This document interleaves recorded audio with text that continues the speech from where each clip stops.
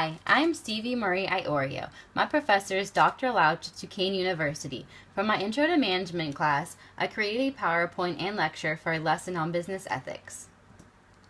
In this lecture, we will discuss what exactly ethics within the business world entails, why ethical practices are important, the duties of leaders to fully understand and follow their ethical guidelines, and the process in handling an ethical dilemma along with a real-life example.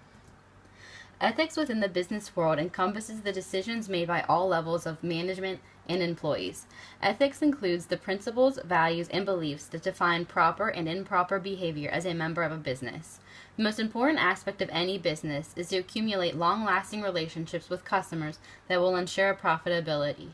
One way of achieving this is by demonstrating ethical behavior, especially when problems arise and decisions need to be made. Sometimes a situation can have more than one solution, some of which are usually not as ethical as the others.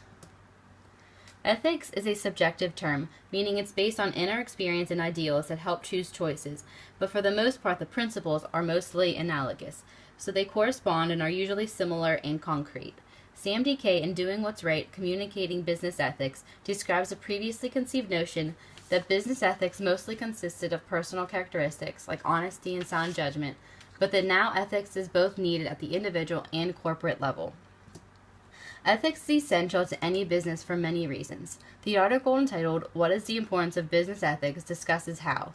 Ethical behavior is of obvious importance and is applicable to everyone. One of the most important areas that ethics should be practiced is in the hiring process. All employees and management need to be aware of the ethical policies so that they can carry out as the business grows and expands. If the management behaves ethically and treats employees properly, they will remain satisfied with their job.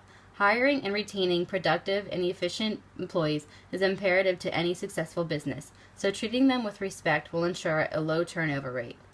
A well-known and honest business will go much further than one known to be deceptive. So ethical behavior is important in showing customers that they can trust the business.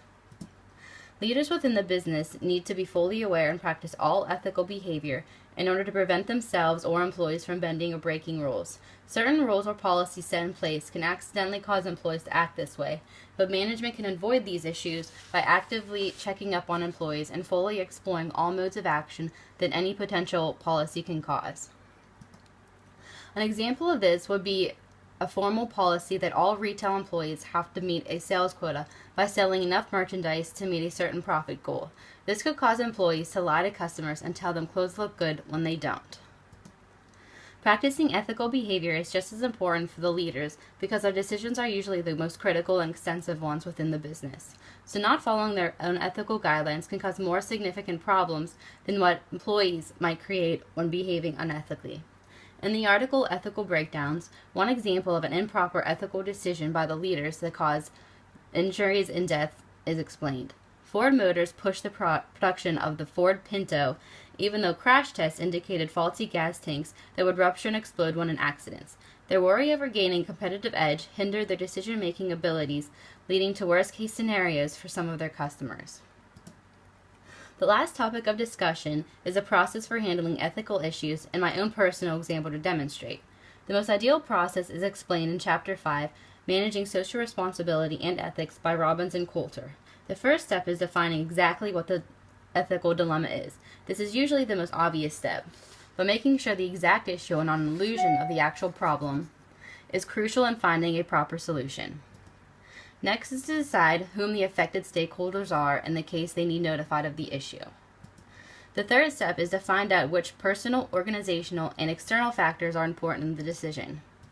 All possibilities need taken into consideration in order to find the best solution, so checking for alternatives is the next step in the process. Finally, deciding on the actual solution and figuring out how to act on it is next. My example of the process to handling an ethical dilemma would be the night a lady was choking on a hot dog at Coney Island, where I was a night shift supervisor. The first step was to figure out what the commotion in the back corner of the restaurant was, and upon investigation I learned that a lady had swallowed a bite of hot dog that became lodged in her throat.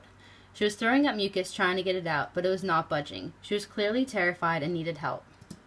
The affected stakeholder was the lady herself, who could accidentally cause herself more problems by trying to dislodge the hot dog. The factors involved ensuring she was helped the surrounding customers who were all watching, my employees who looked at me for a decision, the cost of a potential ambulance if called, and the opinions of my bosses of my decision. A potential alternative to the ambulance was the lady fixing the problem herself or someone knowing CPR in the restaurant. The possibility of someone knowing CPR was quickly rolled out, and the lady was becoming more and more upset through her incessant attempts at apologies for the mess and trying to dislodge the hot dog herself, so an ambulance was called. I joked with her about the mess all over the floor to help lighten her mood, because a mop was an easy fix to that problem. In the end, my employees told me they were proud of me for handling the problem so well, and even had customers calling the restaurant to tell the manager and owner of my excellent decision-making. The restaurant had to pay for the ambulance, but the manager told me that their insurance paid for it, and my decision was smart. Remaining ethical is a vital part of anyone's life, not just within the professional world. Loyal customers will ensure a never-ending profit, and is also free advertisement for new potential customers. All levels of management and employees need to make ethical decisions. As with the Ford Motors example, lives can be lost if decisions are not made on an ethical standpoint, so always make wise decisions and ask for help if needed. These are my references for the pictures within the slides, and these are my references for the text. Thanks for listening. Hope you enjoyed it.